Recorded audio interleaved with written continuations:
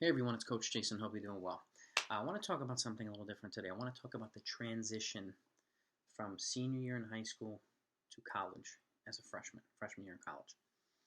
Particularly if you're the top dog in high school and you're going to a program where you might be one of the puppies. Okay, I'll give you a couple examples. Let's say you're stud 410 miler, which is it'll get you a scholarship to most colleges. Um, but you go to a college, big time Division One school, um, or you're a stud 450 female miler, and you go to a college that has a ton, top Division One school that has a ton of fast people. Now, granted, you're moving up. Remember that in high school, from high school to college, in distance for cross country, and in some cases track as well over time. But you're going to see a lot of people in college. I mean, you may go from the number one man or number one girl on the team to 5, 6, 7, might not even be in the top 7. So I remember Stanford in the late 90s. They had 4 guys coming in that were close to 4-minute milers, and I think they redshirted at least 3 of them, potentially maybe 4 of them. They didn't even make the cross country team. 4-minute milers not even making the cross country team. It's mind-boggling, but it happens. So there are a couple things that I think as a coach, from a coaching experience, from 2 decades of coaching experience, and as an athlete who went from high school to college, a couple things to just consider. Number one, there's going to be an adjustment period because you're going from high school to not only college running, but college life. It's a completely different ballgame.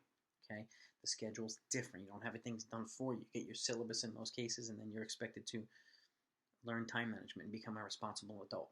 Okay, there's no babysitting in college.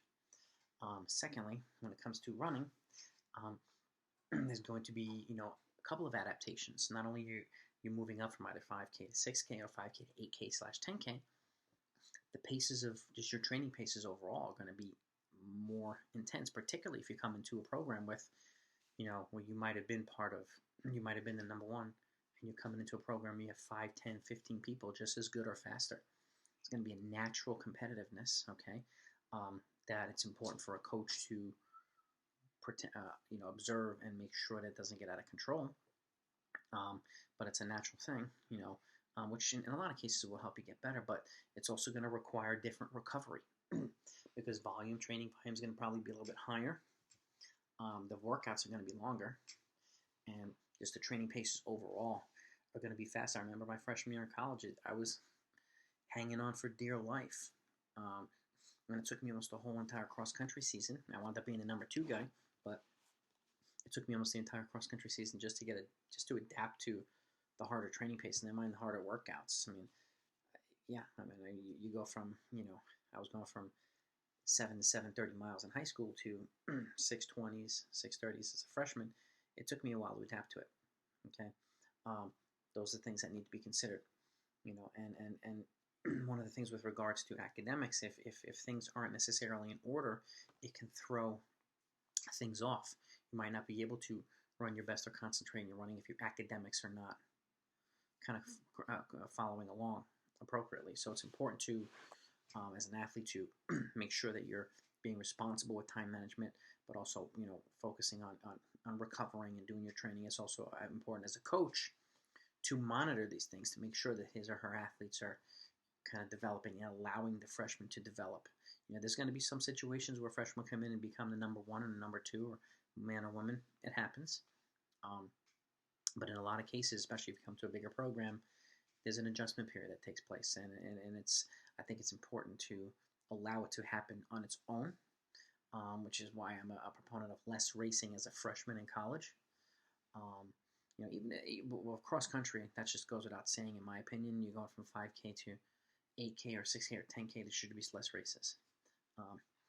And even though it's 10K is pretty much only Division One, and it's only usually regionals and nationals if you get there. But 8K does require more recovery than a 5K. I do not recommend racing 8K every week. More you race, the less you're having an opportunity to get in a block of training, which I think is important, particularly in college. It takes a while to get used to training for those longer distances, but I think it's important to, as a high school coach, to set the appropriate expectations, to sit down with your athletes and say, hey, look, You want to run in college, right? Well, these are things I want you to consider. You will probably, especially when they know when they're going, where they're going.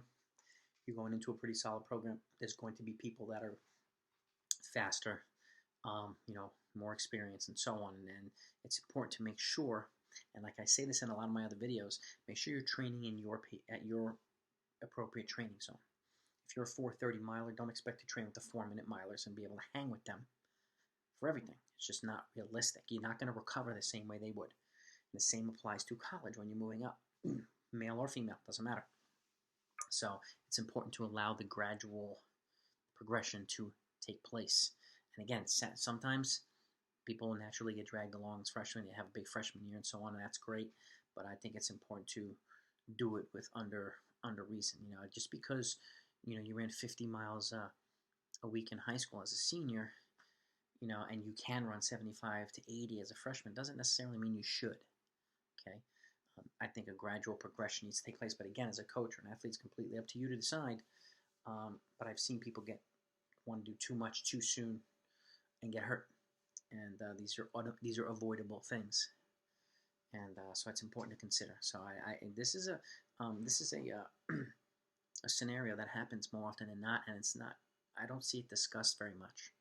I didn't see it discussed in high school when I was coaching, and that's one of the things I decided to talk to with my kids, especially my faster ones who wanted to compete in college. And say, look, you're coming into a program with more experienced people. You're the top guy here. Doesn't necessarily mean you're going to be the top guy there, but that's okay. Or the top girl, that's okay. Let people pull you along. And if it's a healthy team environment, and hopefully the coaches are promoting that, there's not only a healthy competition, but there's also support for each other to come along. Because keep in mind, too, when you're training at the appropriate training paces, particularly in cross-country, you're giving the people in the back, the 3, the 4, the 5, who are very, very important, the 6 and the 7, an opportunity to close that gap. You see, generally your number 1s and your number 2s, and this applies really strongly for cross-country, generally your 1s and 2s are constant, but the rate of improvement from beginning of the season to end for them is not generally the same as it is from the number 3 to number 7 athletes. There's a bigger curve of improvement. If they're doing the right things, okay, chances are you'll have a better opportunity to close the gap. And as we know in cross country, the least amount of points wins. So, and again, the same thing applies for track as well. If you're the top dog, if you're not top dog when you step into college, that's okay. Okay, and again, it's important to have this discussion. I encourage you to, if you're an athlete or a coach. If you're an athlete, I encourage you to ask your coach or talk to your coach. If you're a coach, I encourage you to talk to your athlete about it. It's a very helpful conversation, and one that can really be extremely helpful as they transition that first year, because there's a lot of stuff that goes on. Time management. If you learn how to manage your time effectively as a freshman in high school, college, that's a good thing. And giving yourself time to adapt to the training, adapt to college life. There's going to be a lot more distractions and other things. It's important to kind of set the expectations and kind of be realistic with things, but also allow them to be 18 years old as well. So that's my video, short and sweet, but it's a scenario that I've encountered quite a bit with some of my athletes, and I think it's important to recognize and it's important to discuss. It's a very helpful, fruitful conversation, and if you're a runner or a coach and you just want some detailed training stuff, or you want some insights like this from an experienced coach, I am a USATF certified coach. I'm also I have a former competitor and a college coach over the last 20 plus years, and I have competed and coached at the high school, college, and post-college level. I still coach a couple of dozen of post-collegiate runners from mile all the way up to the marathon, and that's where my kind of wheelhouse is, and that's where my passion is. So with that, thank you so much for your support and watching this. And again, if you haven't subscribed yet, please hit that subscribe button. I want to continue growing this into one of the best running channels out there. Be safe out there, okay? Train smart, train hard, look out for each other. Talk to you next time.